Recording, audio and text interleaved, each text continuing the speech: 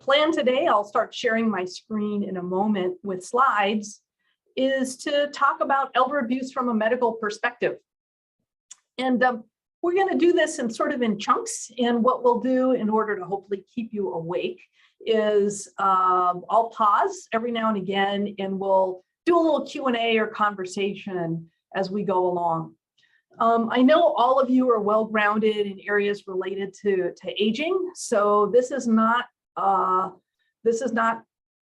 Elder Abuse 101. This is a more sophisticated, advanced version, and I hope you'll find it useful. Right, here we go, everybody. This is me. I work at the Keck School of Medicine at USC. I'm also the director of the National Center on Elder Abuse, where I work with a fantastic team of peoples. What we're going to do today is a quick review of the physiology of aging, just to set the stage. And then I'm going to talk about physical and lab markers of abuse and neglect. And then we're going to start to close it out with a model we've developed called AIM that I find to be a really practical framework. It's interesting. We use it for research purposes, but I've really found as a clinician that it's really helpful for me in my clinical work as well. And a number of APS agencies around the country are using it too. And then we'll have resources too. Let's jump into it, everybody, and talk about the physiology of aging. And I bring it up because it can be hard when you talk about these changes of aging to recognize elder abuse. There are these normal and common changes that we'll talk about in a minute. Oftentimes, as we get older, we have other co-occurring illnesses. It might be Parkinson's disease or heart disease, et cetera. There's medication effects. Oh, this person's on a blood thinner. Oh, this person's on a medicine that makes their blood pressure drop. So of course they fall, those sorts of things. And then there's cognitive impairment, an area where I have particular interest and concern, which is the abuse and neglect of people with dementias like Alzheimer's disease. So it can be really hard to recognize abuse. And one of the things I talk about when I'm speaking to physicians in particular is making sure it's on your differential diagnosis, so that when somebody comes in with bruising, that one of the possible causes can be abuse. Because if we never think of it, then it never comes up. So let's talk about some of those normal and common age-related changes in the musculoskeletal system. Our muscle mass goes down, our bone density goes down a little bit. You've all heard of osteoporosis. We can have what's called orthostatic hypotension, which are these drops in our blood pressure that occur when we move from lying to sitting or from sitting to standing. There are functional changes that occur. So for example, changes in our gait or how we walk, neurologic issues like Parkinson's disease, dementia. Our kidney function declines with normal aging and can decline more precipitously with certain illnesses that affect the kidneys like diabetes. Very important related to how we metabolize medications. Our skin or integument. If you go to medical school, which costs a lot of money and takes a lot of time, you have to come up with fancier words than skin. So we go with integument. Our outer layer, the epidermis, gets thinner. Our capillaries become more fragile. In our sensory system, we can end up with something called presbycusis associated with aging, hearing loss, and a variety of visual impairments like macular degeneration and cataracts. And I bring this up all as a background because now I'm going to really turn to the hardcore stuff of forensic markers of abuse and neglect. And you can begin to now get a feel for why these changes of aging can make it difficult to figure out what's going on. Because almost any time somebody comes in with an injury, you can find a reason other than abuse that it occurred. And it's usually that they're old. Not a very good reason, but we hear it all the time. So of course they have a pressure sore, they're old, or a fracture, or a bruise, or a contracture, they're old. And I think all of us know that sometimes it's related to aging, sometimes it's related to chronic conditions, medication side effects, and sometimes it really is directly or indirectly related to abuse or neglect. And that's why I want to take a minute to talk about a couple of particular markers that I thought might be helpful to this audience. One is pressure ulcers or pressure sores. And you're probably all familiar with the stages 1 through 4. And as it gets to stage 4, you're down to muscle, tendon, or bone. And they always sound horrible, like really horrendous. Oh my gosh, this person has a stage 4 pressure sore. If this person, though, is somebody who's extremely thin, the distance from their outer layer of skin, their epidermis, to their bone might be less than a centimeter. So we want to be careful about not jumping to conclusions, but that we understand the context of a situation. I thought I would spend a little bit of time talking about these, what they call unstageable or deep tissue pressure injuries. The unstageable ones are ones that have an eschar or sort of a scab over them, so you really don't know what's going on beneath them. But I'm seeing, I should have mentioned one of my important qualifications to be talking to you is I'm a volunteer long-term care ombudsman.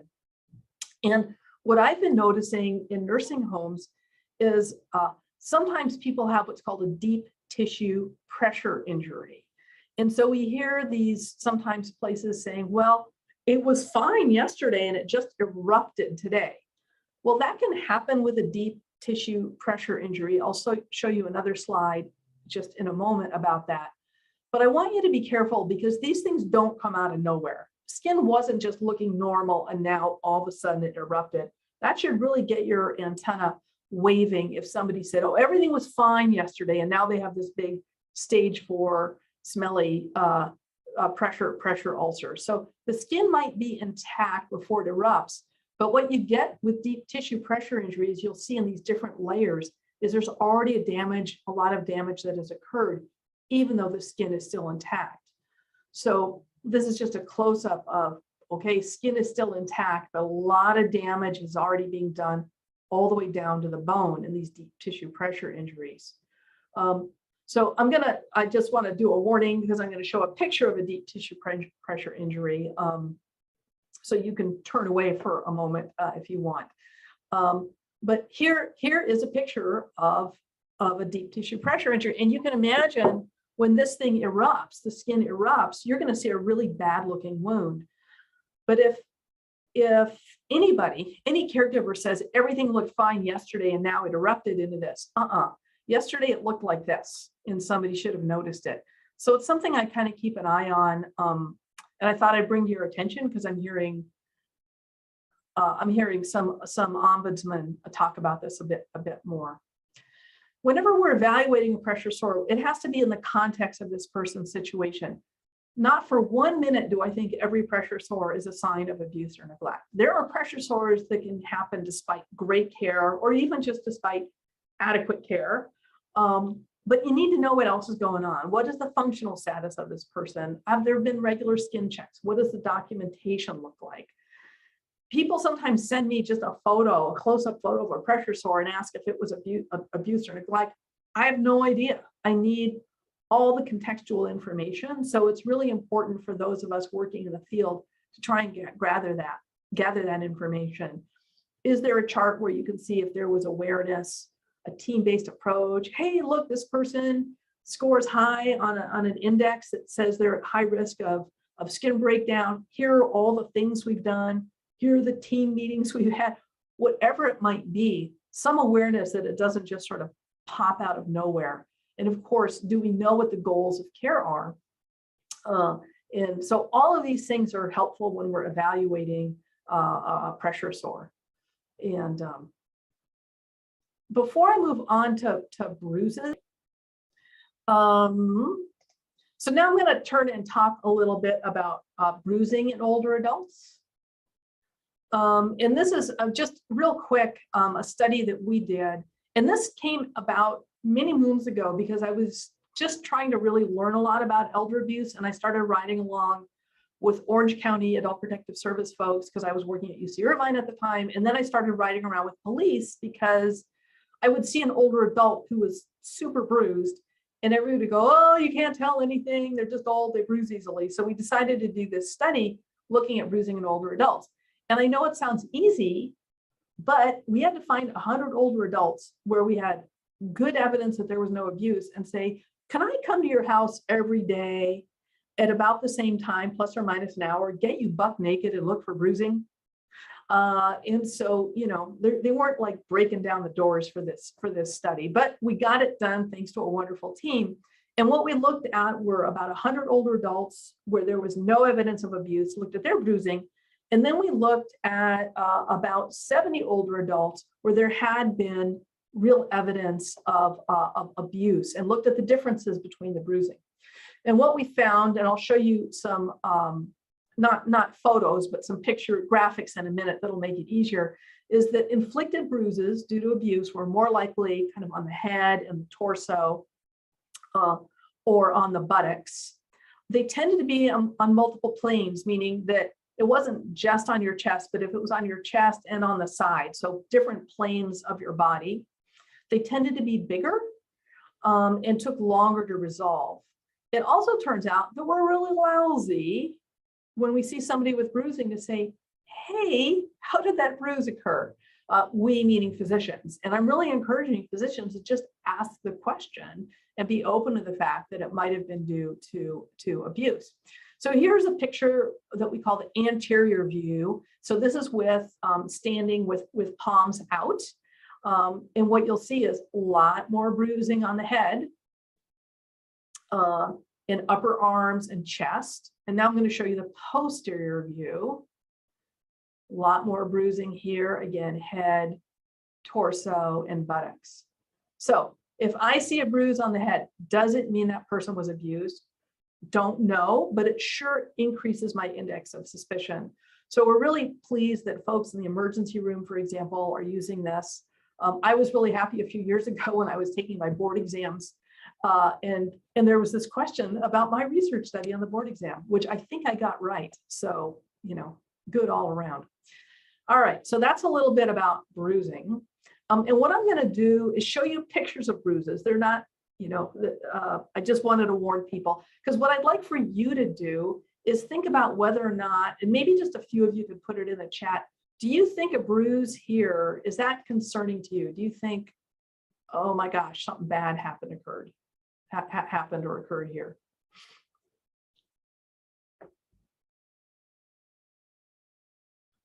Yeah, right. It doesn't look that bad. I'm with all of you. Like, that's an easy place to bump yourself. All right, exactly right. Now let's go to this bruise, which is on the inside of the, just below the elbow. Yeah, possible, right? This one, I'm going to be, it's a weird place to bump yourself, but it could happen. It could be a grip bruise, absolutely. I'm going to ask a question, how did that happen? And see if their answer makes sense. All right, what about this bruise? Yeah, everybody's worried about this one. It's gigantic, it's on multiple planes, it's highly suspicious, and it turns out it was due to a benign cause. This was a patient of mine who knew I was doing a bruising study and very proudly came in to show me her massive bruise that occurred because she has some gait imbalance, was stepping over into a bathtub, and she knew she was going to fall. And she said, I had to slide down the bathtub. And she said it was painful and unpleasant, and I knew it was going to look bad. And she also, at that time, was on a medicine called Coumadin, which we don't use that much anymore. She gave a story that fit the bruising pattern that I saw. I still asked her, has anybody hurt you? And she said, hell no. If anybody hit me, I would hit them right back. So I said, okay, I'm going to believe you on this one. But yeah, this is a really scary looking bruise. And finally, I'll show you this bruising picture. What do you all think about this one? Are you worried?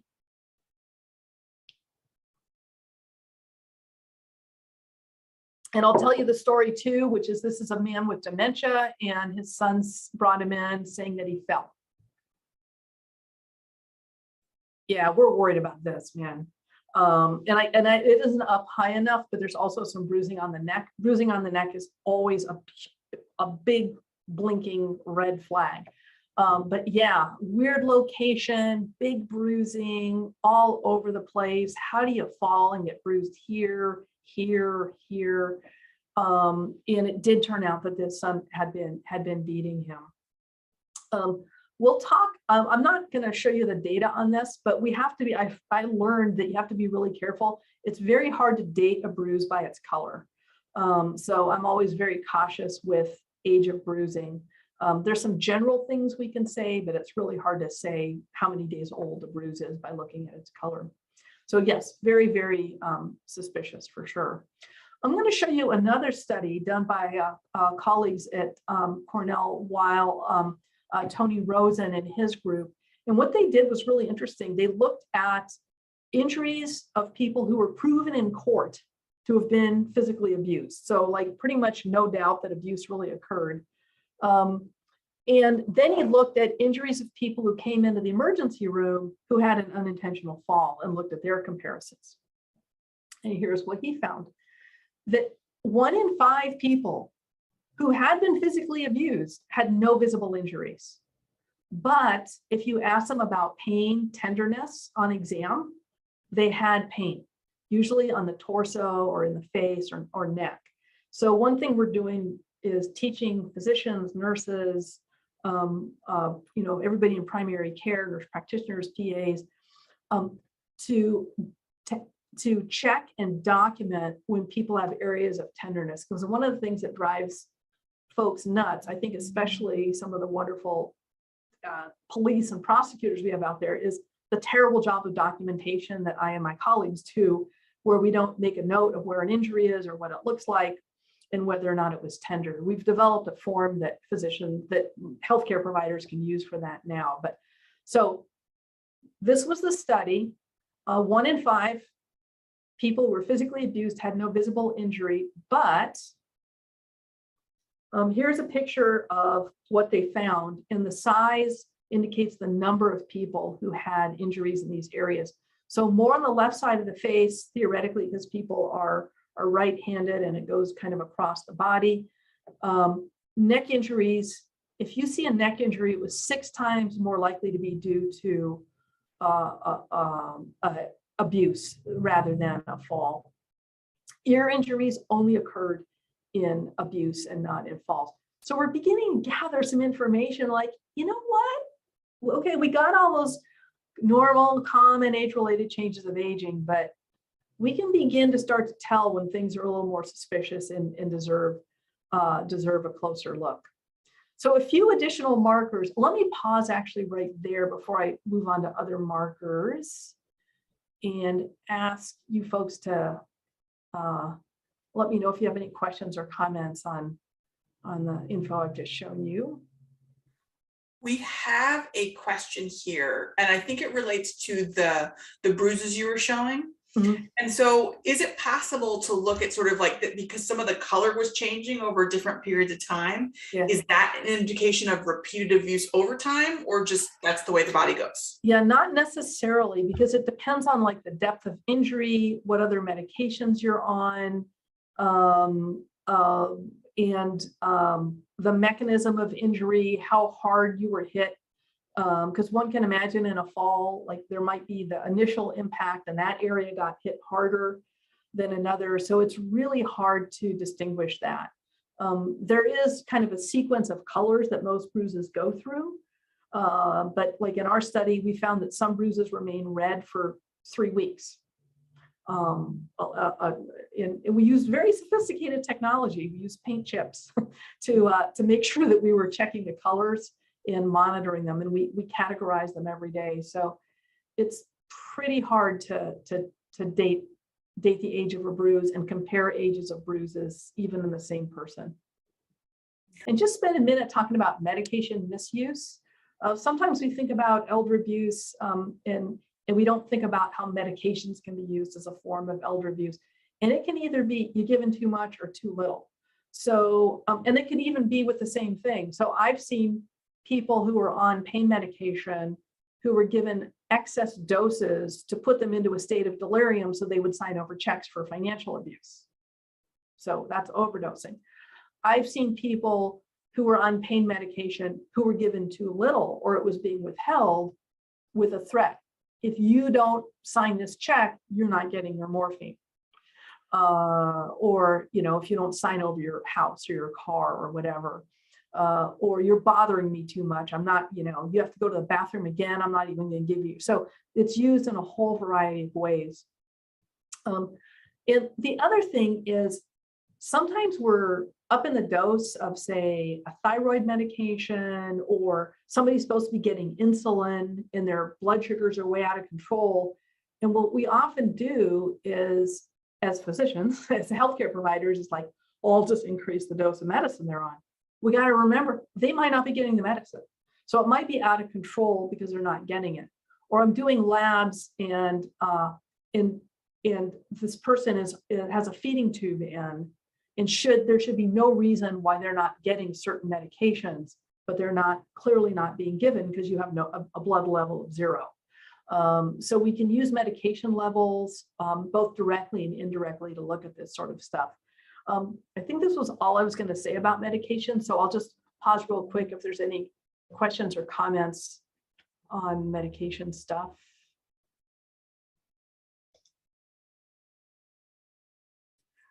We just have a comment here of that oftentimes folks will see a relative or caregiver taking the older adult's medication, using it for themselves. Yes, that does happen. And so, sometimes somebody's on hospice, you keep going up on their dose of morphine and you check their blood level and it's 0. Where's that medication going?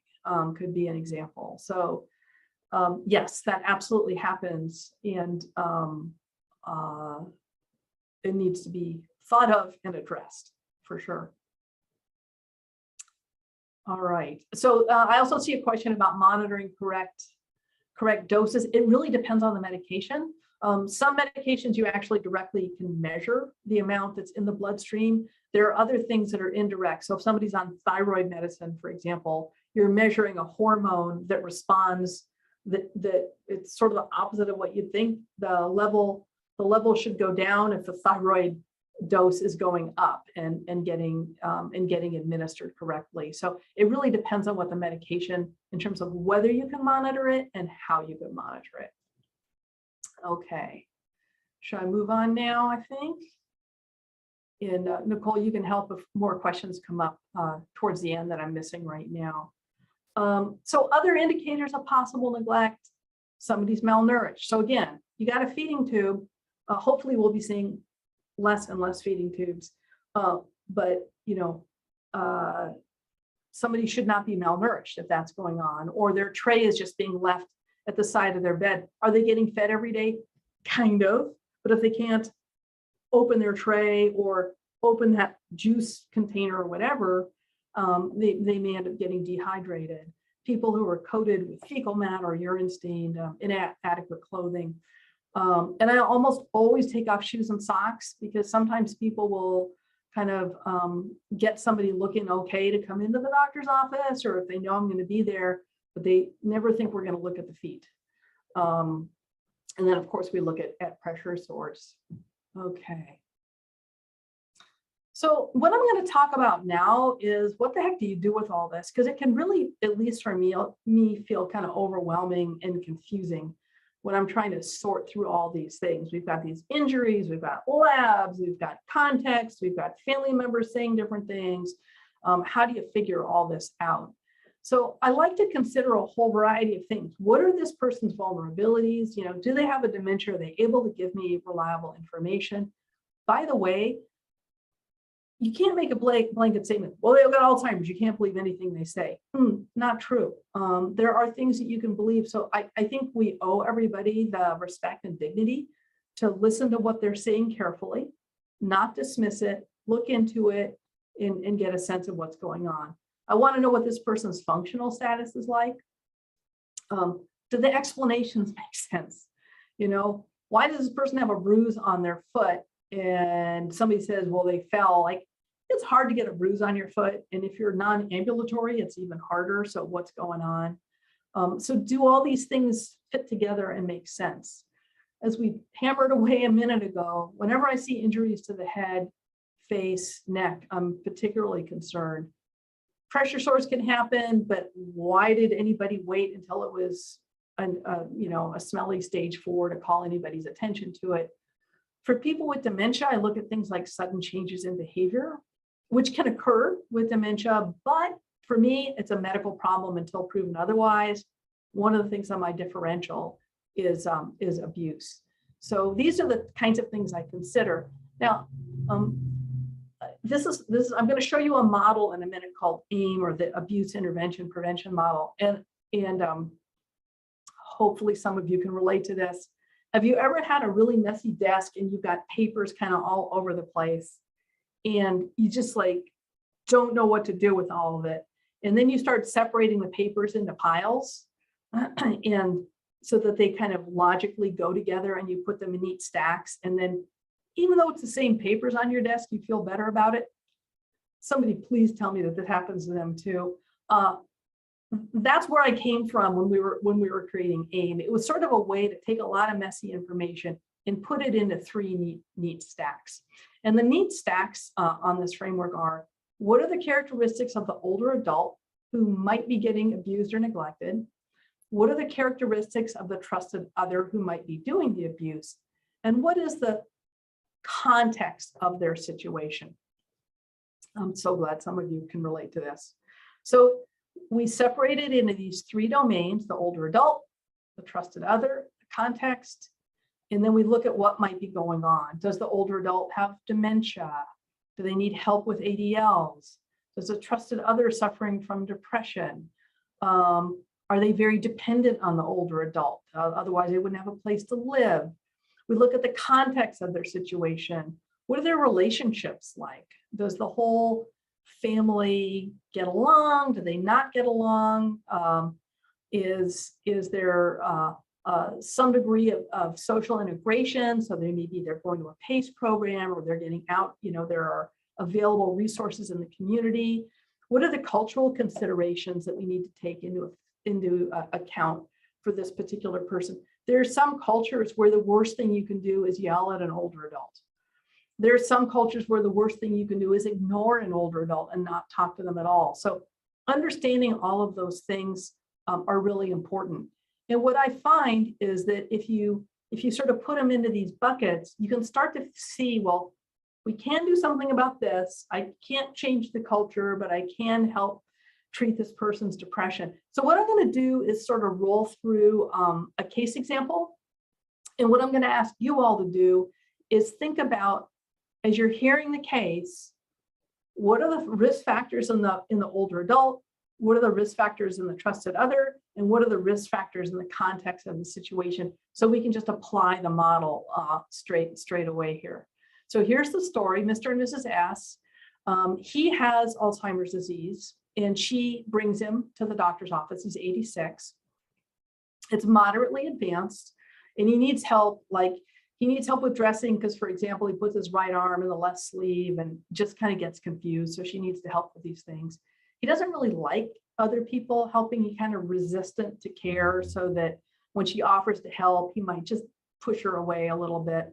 The last time he was in was 6 months ago, and he's had a pretty big decline in his cognition since the primary care provider saw him 6 months ago. He's unclean, his clothes smell of urine. And so we do what all good primary care providers do. We call for help from social workers and say, hey, I'm kind of worried about what's going on here.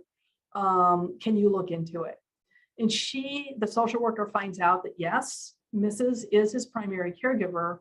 She has pretty severe osteoarthritis, which makes it in a lot of pain with it, which makes it harder for her to assist him. And she doesn't really know what to do when he resists care. Like she says, I know he smells like urine, but he wouldn't let me change him. And she's feeling nervous all the time. She can't sleep well. I'm still going on with the story. Hopefully you guys are taking notes about which domains these fit into. So she's feeling nervous. She can't sleep well. They've been married for 30 years. They've never had any children. But remember, he was 56 when they got married. He had a prior marriage and he had 3 kids. They never liked her. Those 3 kids, even though they're adult kids, never liked Mrs. S. And that's made it pretty difficult for her. They're financially secure, but she's never handled the finances. Their whole marriage, kind of a cohort effect, he's been the one handling the finances. And now she's worried whatever decision she makes, those kids are going to be critical of these decisions. And she just now feels overwhelmed. She has stopped playing bridge, going to the movies with friends, feeling kind of isolated because she just, full time feels like she needs to be at home taking care of her husband. So this should be a story that's fairly familiar to a lot of us. And what I'd like for you to do now is, let's start with the blue box here. What are some of the risk factors you see that might make Mr. S more susceptible to abuse or neglect? Just a couple things.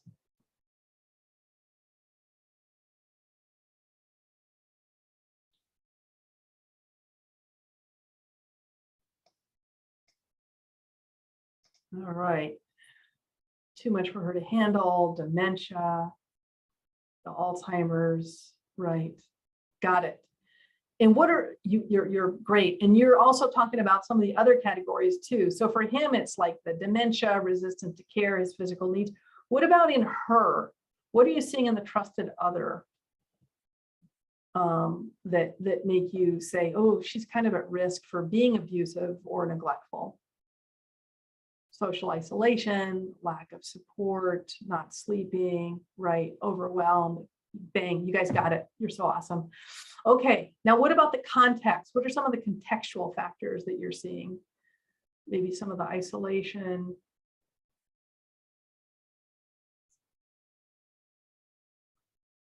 Yeah, kids don't like her, lack of strong family support. You're nailing it. This is great. So here are some of the things that I would fill in the boxes with. Now, I can't take away his dementia, but this begins to say, well, maybe we can do something to help with handling ADLs. Maybe there's equipment that could help. Maybe there's a caregiver that could come in. Maybe we could help Mrs. S get some treatment for depression and anxiety. Maybe we can help get her osteoarthritis better treated so she doesn't hurt so much. I don't pretend that you can fix family relationships that have been going on for so long, but could there be at least some counseling that would help them communicate with each other? So by putting it into these boxes using this AIM model, it's just sort of an organizing way to say, I can do something about this. It gives you like a few things to do. And my analogy is, for those of us who do healthcare for older adults, we know that we do fall assessments for people who are on what I call the frequent faller program, even though they don't get mileage.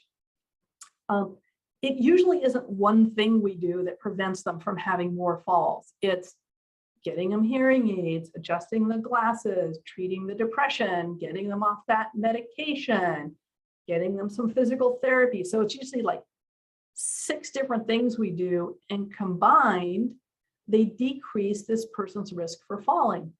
I find the same thing to be true with elder abuse. You can do a little bit of this, a little bit of that, several different things. And when you do them all together, it decreases somebody's risk of abusing or neglecting or becoming abused or neglected.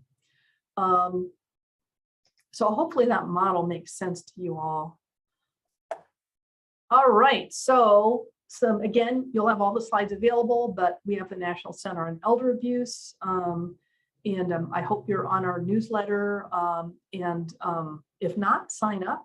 And don't forget, June 15th, World Elder Abuse Awareness Day. There's going to be a lot of stuff rolling out related to that. But we have a lot of really practical information on our website, so we hope that you'll use that. These are some of the things we have about reporting. I don't need to go over this with you because I know you know it. But I wanted you to be aware that these are resources that you can download, print out, and use, so you don't have to reinvent the wheel. We have these fact sheets, brochures. We have this initiative called STEEP. This initiative that allows you then to put your own brand on things. Just take it and make it your own, and use it, so you can use it in your local communities. We have a separate website that's linked through the National Center called TRIA, the training resource. So if you want to give a talk on elder abuse to either professionals or lay or whatever, you have vetted information on here that's all available for free to take and use. It's videos, it's slide presentations, mix them and match them, trade them with your friends, and please avail yourself of the resources we have there. Our resources are available in 8 languages, we're very proud to say. This is the STEEP that I was telling you about, support and tools for EA prevention, with fact sheets and outreach ideas. And again, you can pop your own logo on there so that people really know it's from you, from your organization. And we have a toolkit that's very customizable, so you can really use it for your own needs. All right, some stuff specific to nursing homes, and we do a lot of work with Consumer Voice and of course the National Ombudsman Resource Center.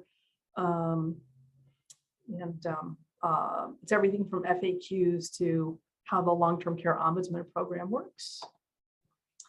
All right, so we're bringing it home now. This is a slide to remind me to tell you that all older adults are not the same, and that in fact, really one of the hallmarks of aging is heterogeneity. The older we get, the more different we become. So we can't treat older adults as sort of this monolith. You know, I can show you 90-year-olds who are playing tennis twice a week, or more likely pickleball, or getting out and about with friends, really enjoying life.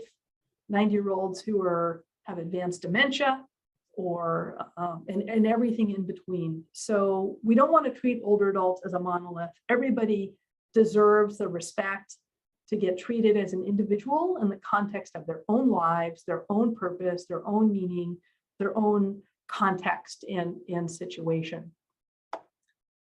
No matter how old we are, we all need meaning and comfort, identity, joy, inclusion, and lots of love. I think, and I just really want to end by thanking you. The folks on this webinar, you're the ones who really make a difference. And I just admire so much the work that you all do. I saw the mix of people from APS and Ombudsman and social services. Thank you. Thank you for what you do. Prosecutors. It takes all of us really to do this on behalf of a vulnerable population. And then we don't want to forget that we need to include that vulnerable population in all we do, so that we hear their voices. So let me pause right there. And I think this gives us about 10 minutes for Q&A, and then 5 minutes for Nicole to wrap up. If I have that right, I'll turn it over to Nicole so that we can sort of have at it here. Thank you, Dr. Mosqueda. That was wonderful. And you had some lovely comments in the chat. Many folks wanting to say hello to you, and I remember working with you over many years. That's great. How wonderful. So I'm wondering if you can pick back up with the question we had earlier around the advice for family members who are advocating for loved ones who live in a care facility, and how they can be advocating appropriately, particularly if they have concerns around potential abuse. Yeah, and I would also refer you to Consumer Voice, where they have some really good materials on this as well. I think you need to be there, you need to be present, you need to make yourselves known. I think it makes a difference when in nursing homes, when they know that you're there and watching them and that you're engaged. I hear it and I see it, that folks are just a little more aware that somebody is really looking after this person. If you have a suspicion of abuse or neglect, you got to call the ombudsman, the long-term care ombudsman for that facility. If you think there's immediate jeopardy, get law enforcement for sure. I would say that rarely happens, and oftentimes folks in law enforcement aren't really sure how to handle nursing homes. We have a pretty mishigas system when it comes to figuring out what's going on in nursing homes when there are concerns about abuse or neglect. So that's why I recommend generally starting with the ombudsman, who then can get in there, advocate, know who to talk to. And family members oftentimes, even though it's posted or it should be posted, often aren't aware that ombudsmen exist and what their role is. And Nicole, I would invite you if you have anything to add, if you think I missed something there. Oh gosh, yes. Always love you putting in a plug for ombudsman. If you're not sure of who your local ombudsman program is, just Google long-term care ombudsman and your county, or you can call your local area agency on aging and you'll be routed to them appropriately. Here we have someone saying something really important is one of the issues they're seeing is the lack of coordination among medical practitioners around care for older adults. How should that be handled? And how can we prevent things from falling between the cracks or between the practitioner? Yeah, it's a huge issue. We see it all the time. I was very fortunate when I started doing my elder abuse work. I was in Orange County, where they have just this fantastic APS agency. If there's anybody from Orange County, hi, you guys are wonderful. And I just loved working with the APS workers there who taught me so much. And one of the things I really learned at that stage of my work was this lack of coordination, lack of communication. And I think it's a big issue when it comes to abuse and neglect. What we can do are try and push through, people often claim HIPAA. We can't tell you anything because of HIPAA. And oftentimes it's I was about to use a bad word, BS, we'll just say. And I think, we need to tell physicians loud and clear, no, you are not only allowed, you are required to provide me that information. And so really knowing what the laws and regulations are so that you can push back when people are hesitant to provide information, I think is important. The other thing is, and this is something that I'm talking to some folks at the federal level about, is we don't have systems or electronic health records that allow for communication. So when somebody leaves the hospital and goes to a nursing home, you have to hope that all the records get transferred. They can't just go into an electronic health system and see it. And furthermore, a lot of nursing homes are in these bizarre hybrid models of some things on paper and some things in the electronic system, which makes it really hard, I think, as an ombudsman to figure out what the heck is going on, and can be used for bad purposes and to hide stuff too. I don't think I'm answering the question, am I, Nicole? No, I think you're clearly articulating what some of the barriers are that we all need to be aware of to advocate for change. Yes, advocate for change. And also, when somebody says, well, we can't get that information, then the answer is not okay. It's like, oh, well, you can, let's just figure out how to do it. Let's not say we can't do it. Mm-hmm. Let's just say we're not doing it and we need to figure out how, because it's really important for us to see this in order to understand the context of how acts occurred. So I think it's fine to get a bit pushy. Yeah, thank you. Sometimes I find that physicians or medical professionals, they're wary to report because they like the family or they feel like, no, I don't think it's really happening. And reminding them that they don't have to do the investigation. It's just their duty to report that reasonable suspicion. Yeah, I really learned that from my colleagues in pediatrics. Before we set up an elder abuse forensic center in Orange County, I spent a lot of time with some pediatricians in San Diego who were doing a lot of work in child abuse. And they just really put this into my brain. It's a reasonable suspicion. It's not your job. And so we're trying to communicate that to healthcare providers. I just recently did a grand rounds for a group of internists at UCLA. And I tell them, it's not your job to make a diagnosis, although if you can, please do. It's your job to have a reasonable suspicion and hand it over. Mm-hmm. Great. One other comment, and I'm sorry, I just have to say this and I mean no offense by this, but we also have to figure out a way to get back to the providers who are making a report. Mm-hmm. And because what I hear over and over again from healthcare providers is like a black hole. I make a report to APS and I never hear back. I don't know what's going on. We really need to figure out some way to make it okay to provide information back. Very true. And maybe allow for that to be reimbursable, a code to have it be that time be reimbursed when they're making that report or hearing that report back. So there's an incentive to do that. So I'm wondering, what if someone has some hallucinations, like that's part of their dementia they're experiencing or the medication is causing it. So how do you deal with someone like that, particularly when they are making repeated allegations of abuse? Yeah. And I'm going to talk about two types of psychosis. One is hallucinations and one is delusions. Just a reminder, so hallucinations are when you like see something that isn't really there, that's a visual hallucination, or an auditory hallucination is you hear something that isn't really there. And then delusions are fixed false beliefs. So a delusion is when you believe something is happening that's not really happening. So somebody stole my pen. It's my favorite pen and somebody stole it. And you don't, and really what happened is the person has Alzheimer's, they put it down, they think they put it down somewhere, they can't remember. It's not where they expected it to be. I don't have a problem. My memory's fine. Somebody stole my pen. Or it can then start going into paranoid delusions. So I have some families where I have older adults making allegations of abuse or neglect. They're delusional.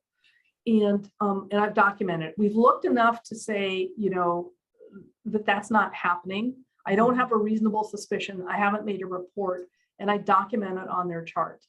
The older adult is saying that X is happening. I see no evidence of this. I have no reasonable suspicion, so I'm not making a report. But it gets documented in case, God forbid, I'm wrong. Or, what's even better is if we're not sure and we do make a report because we have a reasonable suspicion, that there's a way to write on the forms, please call me before you go out so I can explain the situation, because I think it makes it a lot easier if the police officer or ombudsman or APS worker knows that this is going on ahead of time. And this gets back to, we need improved communication. Thank you. I think we have time for like one more question. This is a really good one related to COVID, which is oftentimes we are not with our clients, particularly now with Omicron. So, but if you suspect elder abuse, do you have any techniques that can be used to talk to that person via the phone or the iPad or whatever, that you can broach that conversation and yet still keep them safe when you don't know who's on the other side of that monitor? Yeah, so what I like to do is, so if I'm just going to assume, to not make it even more complicated, I'm going to assume this is somebody who knows how to use the monitor and stuff. And I say, it really helps me to see your house. So can you show me like what everything looks like, or I'd love to see your little dog, or whatever it might be, so that we have some really good excuse that at least allows me to see if in the room there's somebody who's just running out the door. And that's kind of the best I can do. And then I can just say, hey, is anybody there with you? It just helps for me to know who all's there, and keep it in a very casual, non-confrontational, non-judgmental, accusatory tone. And that's really the best you can do to make sure that nobody is there. And then if I'm concerned, I would ask sort of general questions that don't necessarily make them implicate somebody or name a name. But say, there's so many things we can do to help. If you're feeling really isolated and sometimes you're worried about your own health and safety, there's a variety of things we can do. And maybe we can, set up another time to talk that's convenient for you. So you can, I think, talk around it a little bit vaguely enough so that people get the idea, then you get the idea. Yeah. That is tremendous advice. Thank you. We definitely use that in our practice. I